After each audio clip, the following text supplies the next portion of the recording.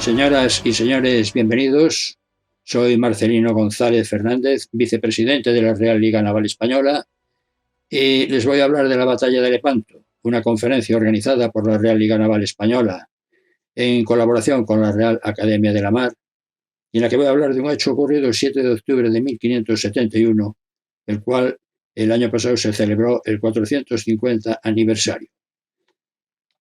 Yo les voy a contar de lo que aparece en el guión, las causas y motivos que llevaron a este combate, las alianzas, las fuerzas enfrentadas, los movimientos, los despliegues, el combate en sí, los resultados y las consecuencias de aquel combate de Lepanto, que fue uno de los mayores combates navales de la historia, el último gran combate de barcos de remos en el Mediterráneo, cuyo origen pues hay que remontarse para verlo al 1453, con la caída de Constantinopla en manos de los turcos, que cortaron con esto pues el gran comercio que se tenía con el Extremo Oriente, con China, la ruta de la seda, la ruta de las especias.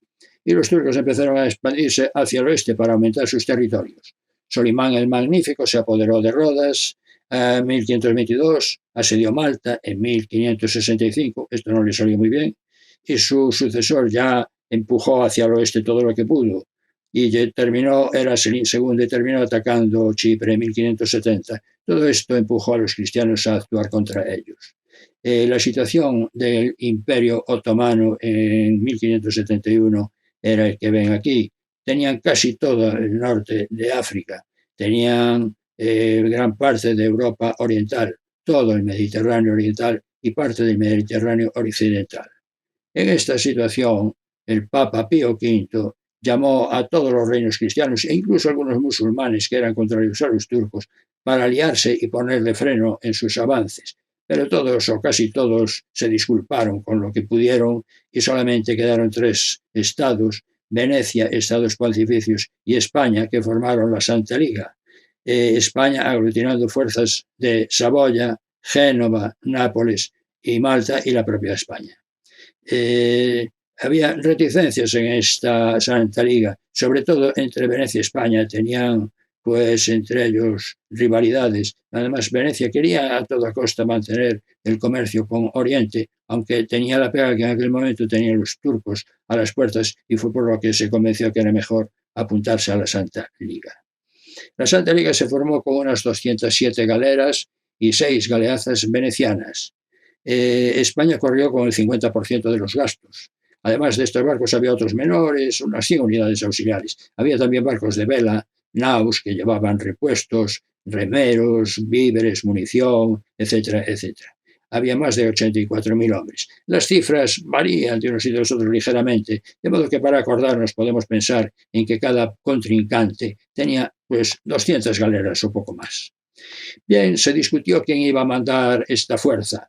Los venecianos querían poner a Veniero, que era un almirante con mucha solera y mucha experiencia, pero España, que ponía el 50% de los gastos, dijo, no, miren, yo corro con el 50% de los gastos, yo pongo el mando. Y pusieron en España como capitán general de la mar al jovencísimo y guaperas Juan de Austria, de 24 años, alto, rubio, de ojos azules, hijo natural de Carlos I, hermanastro, medio hermano de Felipe II, y que tenía ya experiencia en algunas cosas de la mar. Bien, pues la fuerza de la Santa Liga se concentró en Mesina, del 23 de julio al 5 de septiembre, en Sicilia. ¿Por qué en Mesina? Pues porque Mesina era un puerto muy amplio, ahí había muchos barcos, un montón de barcos. Además, ocupaba una posición central para los aliados. España por un lado, pues Génova y Nápoles, Venecia, Malta, estaba más o menos en el centro. Además, podía cerrar desde aquí con rapidez el mar Adriático si los turcos tenían la mala idea de meterse en esta ratonera. Y estaba relativamente lejos o cerca de Lepanto o de esta zona de Grecia, que era por donde sabían que andaban los turcos. Bien, pues ahí en Mesina, don Juan pasó a revistar las fuerzas el día 8, cuando ya estaban todas organizadas, hicieron aprovisionamientos y demás, y al pasar revista vio que las galeras venecianas, sobre todo, que tenían muchas, pues había dos grupos, uno que estaba muy mal mantenidas, unas cuantas, eran unos vejestorios, y otras las habían hecho a última hora para esta liga y estaban con muchos defectos porque se habían hecho con mucha prisa. Pero además el gran problema que tenían los venecianos era una gran falta de gente. Les faltaba gente. De hecho, ellos pusieron 6 galeazas. Tenía muchas más galeazas y tenía más galeras, pero no tenía gente para tripularlas. En tanto fue así que don Juan decidió pasarles 4.000 soldados españoles para que fuesen a las guarniciones de las galeras de los venecianos. Bien, y ya organizado todo, el día 16 de septiembre salieron a la mar para navegar hacia Levante a la búsqueda de los turcos. Salieron navegando en línea de fila, un barco delante de otro, siguiendo al otro, formando una línea de unas 10 millas de largo, 18 kilómetros y pico. Iban en formaciones, que eran las formaciones que después se iban a desplegar en el momento del combate o antes del combate. En el centro iba don Juan de Austria, a popa de todo iba Álvaro de Bazán con la flota de reserva para ayudar cuando fuera necesario. Bien, ¿qué hicieron los turcos mientras tanto? Bueno, pues seguían haciendo las suyas por la zona por donde ellos sabían que estaban. Atacaron Creta, atacaron toda la zona de la Dalmacia, se metieron por el Adriático, llegaron a las puertas de Venecia, los venecianos salieron corriendo, pero tuvieron que regresar bajo pena de muerte de sus mandos a defender la ciudad. Y los turcos también tomaron Famagusta, atacaron Famagusta y se apoderaron de Chipre, Chipre que era de Venecia. Pero en estas actuaciones los turcos se enteraron de que en Mesina se estaba organizando algo gordo contra ellos. Entonces Ali Pachá, que era su jefe, decidió irse a Lepanto y llamó allí a todas las fuerzas que se reunieran, prepararse para el combate si los cristianos querían pues atacarlos. Y ahí se metieron en Lepanto.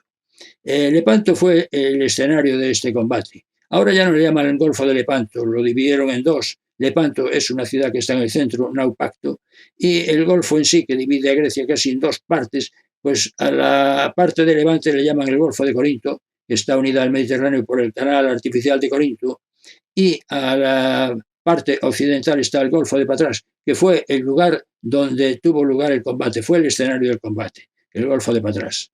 Bien, los turcos, mientras estuvieron ahí en Lepanto, pues hicieron aprovisionamiento y además reunieron a todas las galeras que estaban por allí. Las que estaban en Famagusta, las que estaban en Chipre, las que estaban en Creta, las que estaban en Grecia, las que estaban en el norte de África, las llamó a todas, se juntaron ahí todas. Efectuó aprovisionamiento, arrambló con todos los cereales y con todo lo que había por allí de comestible, menos cerdo, supongo, en varios kilómetros a la redonda. Además, se apoderaron también de todos los hombres, menos los que lograron escapar campo a través, para tenerlos como remeros, como soldados, como marineros, como lo que fuera. Y además, los turcos, mientras estaban ahí, efectuaron misiones de espionaje, cosa lógica para saber por dónde andaban los cristianos. Aquí se destacó la labor de uno de aquellos marinos que era muy bueno, Caracolta. Este se metió en Mesina cuando estaban allí reunidos los barcos de la Santa Liga. Entró de noche, en oscurecimiento total y con la galera pintada de negro. Y anduvo desfilando ante ellos contando 1, 2, 3, 4, 5, 6, 7. Y luego también en la zona de Dalmacia iba en un pesquero, iba disfrazado y también pasó cerca de los barcos y los fue contando. Y le decía a Ali Pachá, que era el jefe de la fuerza turca, pues lo que veía. Lo malo es que él era muy bueno metiéndose en los sitios, pero malo contando. Claro, había muchas galeras y no las veía todas. Y además nunca vio las galeazas. Por lo tanto, él a Ali Pachá le informó de lo que vio y Ali Pachá se creyó que los cristianos tenían muchos menos barcos de los que en realidad tenían. Bueno, los turcos, terminado su aprovisionamiento y demás, el día 5 de octubre salieron de Lepanto. Navegaron hacia Poniente, el 6 fondearon en Calidón y el 7 por la mañana de madrugada salieron hacia Poniente, hacia la salida del Golfo de Patras, preparados para el combate o para lo que fuera. Había unas 210 galeras y 68 galeotas. Como digo, ven ustedes, las galeras poco más de 200, igual que los cristianos. Y llevaban más unidades auxiliares y demás. Cuando salieron de Lepanto, en Lepanto solamente quedaron mujeres y niños y además desabastecidos, porque se habían llevado todos los víveres.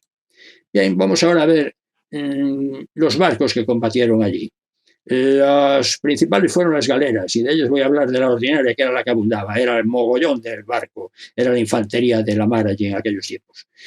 Las galeras son unos barcos largos y estrechos de remos. La relación de la manga eslora era de 1 a 8, unos 47 metros de casco, tenían unos 26 remos por banda, y 26 bancos, en cada banco 3 remeros para cada remo.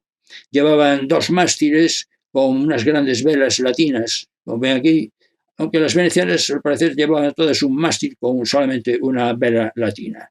Llevaban un espolón a proa para clavarse en el otro barco, romper los remos o utilizarlo como pasarela para el abordaje. Y a proa de todo en la Coruña pues llevaban cañones apuntando hacia adelante, fijos. Muchos llevaban 5, otros 3. Los galeras cristianas, sobre todo las españolas, eso llevaban 5 cañones, con el más potente al centro. Los turcos solamente llevaban 3 normalmente, y luego llevaban otros por las bandas. Vamos a ver, en cuanto a gente que llevaba, pues aquí pongo el asiento de una galera española de 1568. Tenía una dotación de 254 hombres, de los cuales 90 eran de cabo, o sea, para maniobrar el barco y luchar, y 164 de remo, remeros. Los de cabo eran 50 de mar, marineros entre oficiales y marineros, y sí, para tripular el barco, para moverlo, y 40 de guerra entre oficiales y soldados para el combate. También estaban las galeazas. Ya he dicho que los venecianos habían puesto 6 galeazas. Las galeazas eran como unas galeras, pero muy grandes, eran unos zapatones, unos pepos pesadísimos. Aquí, por ejemplo, pongo una de 700 hombres, pero con 350 remeros. Pero esos remeros no podían con ellas, no podían moverlos. De modo que en ese tránsito que hicieron, las galeazas iban siendo remolcadas por las galeras que se turnaban en su labor de remolcadores. Eran lentos, difíciles, pero eran muy poderosos. Tenían una cubierta que cubría a los remeros y tenían muchos cañones. E incluso algunos tenían torres giratorias con cañones muy fuertes y un fuerte espolón también a proa. La relación manga-eslora no era tan acusada como la de la galera, era un poco más rechoncho, 1 a 6, y tenían más de 55 metros de eslora. Como digo, muy bien armados, muy duros, fuertes, eran verdaderas baterías flotantes, pero difíciles de mover, poco marineras. Y luego había otros barcos, que eran barcos ya de remos, pero pequeños, ya menores. De mayor a menor estaba la galeota. La galeota era como media galera. Servía también para combatir y demás, pero era como la mitad de una galera. Y después ya más pequeños, fustas, bergantines y fragatas, que eran los más pequeñitos. Nada que ver estas fragatas con las del siglo XVIII, después no, eran barcos como las galeras, pero ya más en pequeño. Estos servían también para dar combates, para combatir, para llevar órdenes de un sitio a otro, para hacer espionajes o para llevar avisos. Eran barcos muy rápidos. Bien, la Santa Liga la habíamos dejado moviéndose hacia la zona objetivo, digamos, hacia donde sabían que más o menos andaban los turcos. El día 26 de septiembre llegaron a Corfú, pero aquellos lo encontraron asolado, como si hubiera pasado una inmensa plaga de langosta, porque por ahí habían pasado los turcos y lo habían dejado listo de papeles. Entonces se tuvieron que ir al continente y se fueron a Gumenizas, y ahí sí ya pudieron hacer aguada, pudieron hacer víveres. Don Juan preparó los barcos, hicieron unos ejercicios y demás, y ahí discutió con sus oficiales qué era lo mejor que hacer. Unos tenían unas ideas, otros otras. La idea de don Juan era atacar a los turcos si podía y acabar con ellos, pero había muchas ideas diferentes. Bien, mientras tanto, Gil de Andrada, que era el que en la línea de fila que ella iba, en la formación de cabeza, que era la vanguardia, pues estuvo buscando a ver por dónde estaban los turcos, lo mismo que hacía Caracolla. Se creyeron que estaban en Prevesa al principio, pero luego se enteraron, ya supieron de buena tinta, que estaban en Lepanto.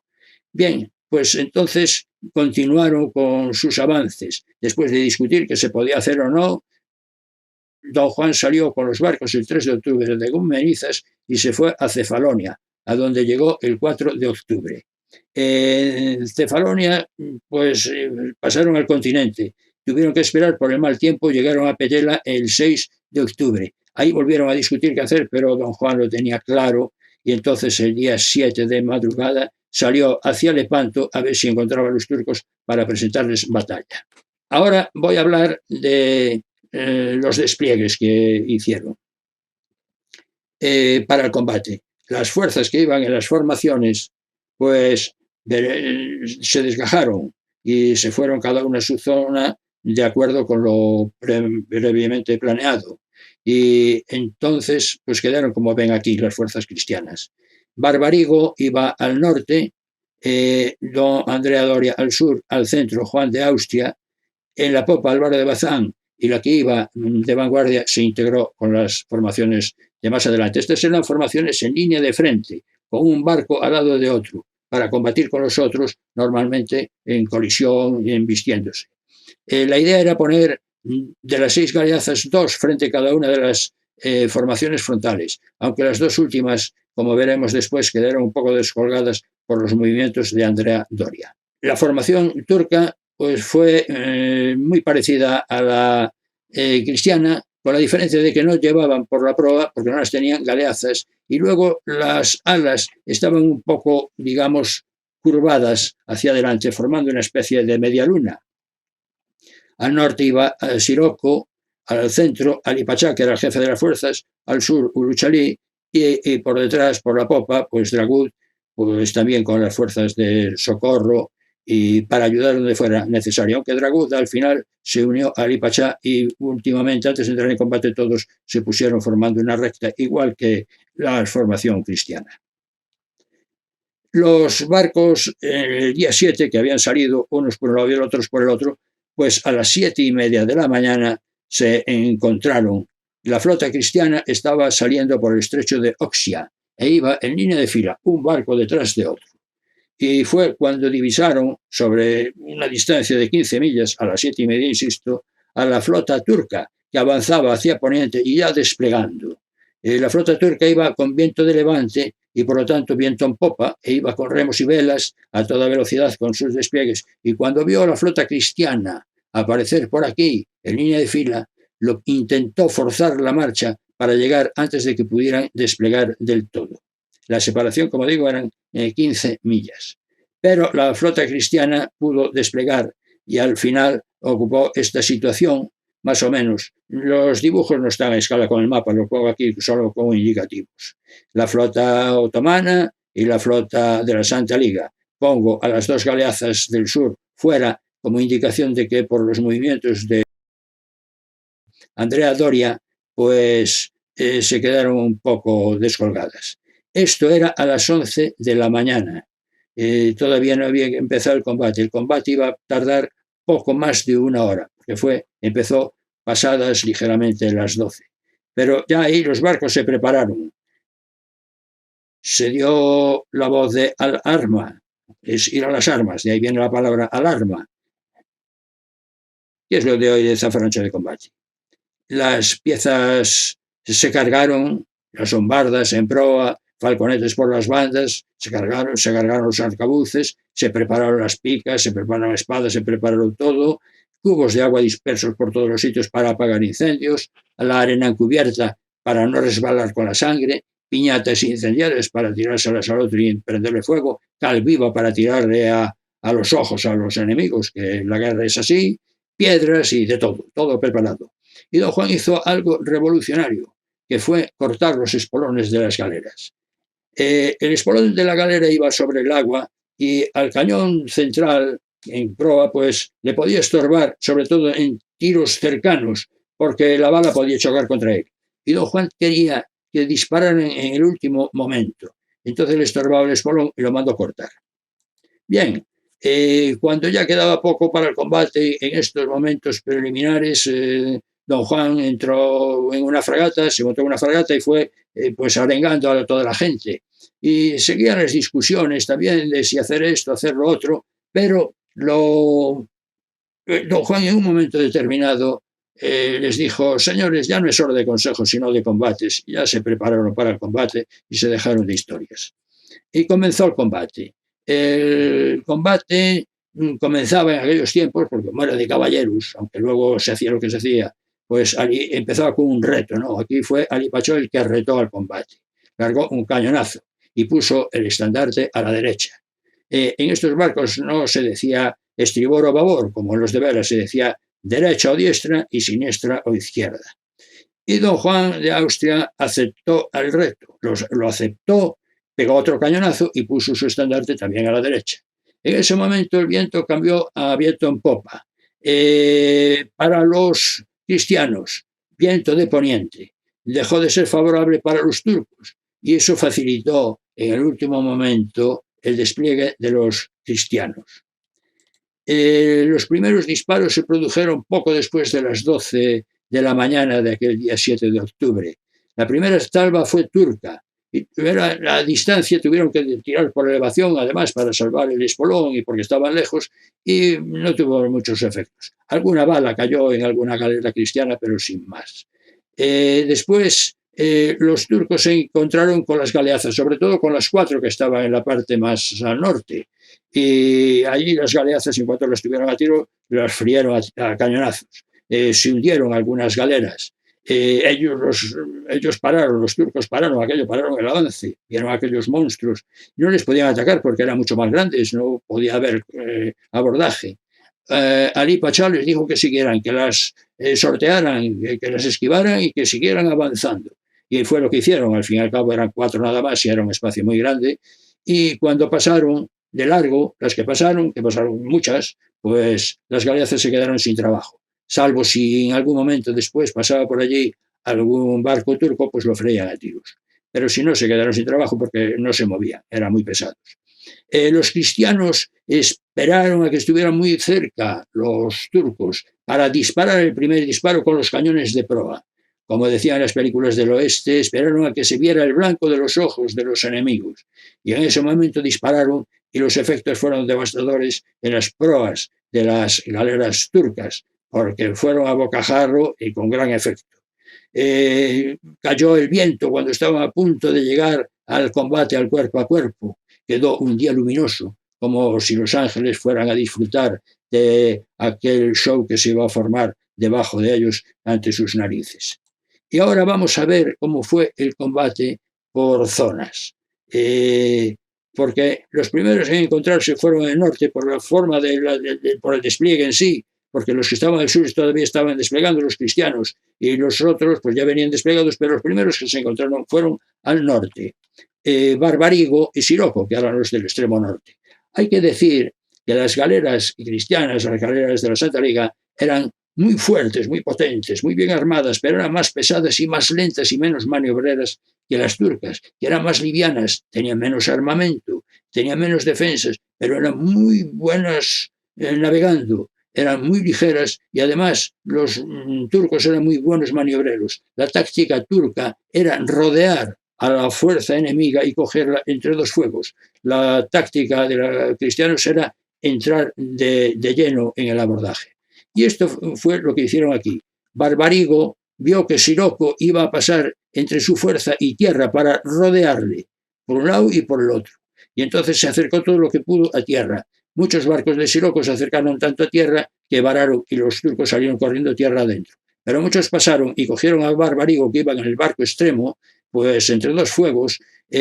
Ahí hay que decir que los turcos usaban muchas ballestas, solamente los genízaros tenían arcabuces. En cambio, los cristianos solamente llevaban arcabuces, con una secuencia de tiro muy inferior. Lo que pasa es que eran mucho más efectivos. La cuestión es que ahí los barcos del extremo se vieron muy comprometidos por los de Siroco. Bazán lo vio, mandó unos cuantos barcos, echaron una mano. En aquel ínterin, Barbarigo, en medio del humo y en medio de todo aquello, levantó la celada de su yelmo para ver y una flecha le entró en un ojo y murió a lo largo del combate. Pero la llegada de las galeras de Bazán y la actividad de las galeras de Barbarigo fue muy buena y al final, entre los que vararon, los que ardieron, los que se hundieron y los que fueron apresados, todos los barcos de Siroco pues quedaron fuera de combate. Y el propio Siroco murió en el combate. Con lo que en la parte norte el combate quedaba resuelto a favor de los cristianos. En el centro ahí no hubo movimientos, ahí fueron encontronazo unos con otros. Ahí la sultana y la real se fueron a embestir y la sultana clavó su espolón en la altura del cuarto banco de la real. Y ahí se organizó pues un combate como si fuera infantería de tierra, de 400 hombres de un lado contra 400 hombres del otro, con la diferencia de que la tierra no se mueve, a no ser que haya un terremoto. Pero aquí, si hay mar de fondo o algo así, los barcos se mueven, son plataformas inestables. Además, está muy ocupada, están los remeros, están escondidos allí debajo de los barcos, pero no se pueden mover. Y después puede caer alguno con una armadura o herido y además cae al agua y además a lo mejor no sabe nadar, o sea que muchos podían morir ahogados. Pero en fin, ahí se organizó el combate y a la sultana le empezaron a llegar galeras por la popa con gente que pasaba a la Real, que lo empezó a pasar mal. Veniero y Colonna, veneciano y de los estados pontificios, tuvieron que verselos con las galeras que tenían delante, hasta que en un momento Colonna, viéndolo como estaba la Real, aprovechó, se acercó, largó una mandanada de arcabuz y dejó bastante diezmada a la dotación de la sultana, a los gentes que le iban entrando por la popa de otros barcos. Y después se clavó contra la banda de la izquierda de la sultana con su barco. Y Bazán también acudió con otros en auxilio y pasaron con gente, pelearon como gato a panza arriba. En un momento determinado, Bazán se clavó con su galera contra la sultana, le embistió por el lado diestro y en un momento determinado Bazán pasó con mucha gente hacia la sultana, logró llegar hasta popa, arrió la bandera y Ali Pachá cayó muerto, al parecer cayó muerto de un arcabuzazo. Aquí se cuenta algo que parece una leyenda urbana, viene en todos los sitios, pero nada, parece que históricamente no está muy claro. Hay quien dice que cuando cayó muerto Ali Pachá, alguien le cortó la cabeza, la puso en la punta de una pica y se la ofreció a don Juan de Austria, y don Juan de Austria dijo, mira, tira eso, déjate de historias. No le hizo caso. La cuestión es que Ali Pachá murió, la galera sultana fueron tomadas otras galeras, y en el centro también el combate se resolvió a favor de la Santa Liga. Y quedó la parte sur. La parte sur fue más complicada en principio, porque Uluch Ali intentó hacer lo mismo con Andrea Doria. Navegó hacia el sur para rodearlo y cogerlo entre dos fuegos, lo mismo que había intentado Siroco con Barbarigo en el norte. Pero al ir Uluch Ali hacia el sur para rodearlo, Doria lo fue marcando navegando hacia el sur. Y esta es una maniobra muy discutida, pero en fin, fue lo que hizo. Entonces, en un momento determinado, Uluch Ali vio que se abría un gran hueco entre Andrea Doria y el centro, y entonces hizo una caída rápida. Al parecer fueron giros simultáneos, o sea, si iba navegando así, giró en simultáneo para el otro lado. Iba fresco, no había peleado, estaba todo el mundo fresco, y salió corriendo hacia el centro. Doria, al parecer, cayó por contramarcha para perseguirle. Pero Uluch Ali, que iba fresco, llegó aquí y cogió unas galeras maltesas, las dejó hechas polvo, apresó unas cuantas galeras, pero don Juan de Austria, que ya había resuelto sus problemas, vio lo que estaba pasando y se echó hacia él. Bazán, que también ya había recuperado su gente, y viendo cómo estaba la parte sur y que Uluch Ali estaba haciendo estragos en esta parte, también se fue hacia él. Y Doria se estaba acercando por la popa, de modo que Uluch Ali en un momento determinado, viendo las cosas bastante negras, soltó todas las galeras que había apresado y salió corriendo. Y ahí terminó. Era hacia las 5 de la tarde, era el final del combate. El combate duró menos de 5 horas. Y el Mediterráneo, en aquellos tiempos, además con el sol resplandeciente, que debía estar azul al principio, estaba totalmente rojo. Rojo por la sangre de los muertos y la sangre de los heridos. Estaba lleno de despojos humanos, lleno de cadáveres y lleno de despojos de barcos. Pero la Santa Liga había salido victoriosa y la flota turca había sufrido una enorme derrota. Los resultados fueron impresionantes. La Santa Liga perdió 15 galeras, la flota turca perdió unas 200, o sea, casi todas. La Santa Liga tuvo 8.000 muertos, que son muchos, pero es que la flota turca tuvo 30.000. Tuvo 30.000 porque murieron muchos y después los que estaban heridos, los cristianos los remataron. Era la norma de la época, porque si ya era un problema darle de comer a los que estaban vivos suyos, para cuidar de los enfermos y de los heridos ya me contarán. 30.000 muertos. Y después 3.486 prisioneros, que fueron los prisioneros que no estaban heridos y que pasaron a ser esclavos. Y fueron liberados unos 12.000 cristianos de los turcos. La Santa Liga tuvo a 14.000 heridos, pero fue una derrota asombrosa. 8.000 muertos contra 30.000. El botín fue enorme, impresionante. 117 galeras útiles para repartir, porque aunque perdieron 200 galeras, muchas ardieron, otras fueron hundidas y otras hubo que quemarlas porque estaban mal. 117 galeras, con todo su armamento, con todas sus cosas y tal.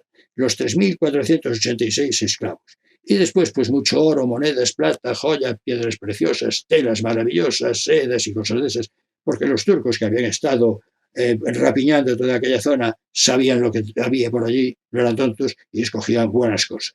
Bueno, pues hubo discusiones para repartirlo. Venecia quería mucho y demás, pero España volvió a decir lo mismo. Oigan, yo puse el 50% de los gastos del combate, de modo que yo me quedo con el 50% del botín. Y así se hizo. El otro 50% fue para Venecia y la Santa Sede. Bien, ¿qué pasó tras el combate? Pues hubo fiestas, parabienes, alegrías, felicitaciones. Y se discutió si ir a Constantinopla. Porque era una ocasión muy buena, ellos tenían los santos lugares, se habían quedado sin flota, se habían quedado sin gente, se habían quedado sin soldados, ni marineros, ni demás. Era el momento. Pero claro, había pegas.